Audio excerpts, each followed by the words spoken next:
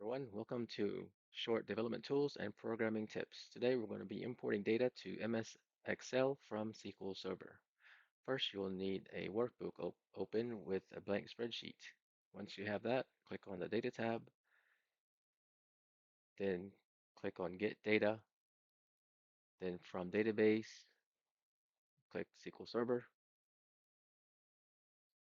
From here, you'll need your server name and a database.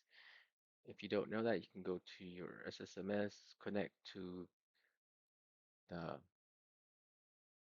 database, and then right click on the connection, go to properties,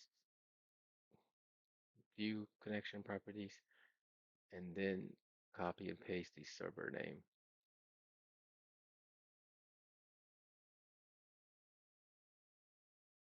Today we're going to use the demo database, which is shown here.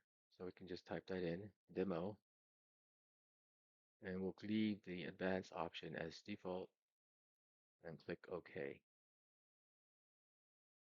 From here, you'll be shown the available tables that you can load. Today we're going to pick the child. Once you select it, you'll see the records of the child table, which is the same as the child table here. If you were to view it, you'll see the records as well. Once you import it, you'll get the column header and the records on the spreadsheet.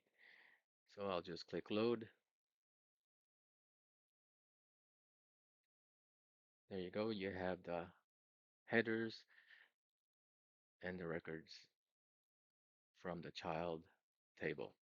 I'll save this later for to use it to export it back to SQL Server. Thank you for joining. This ends the video.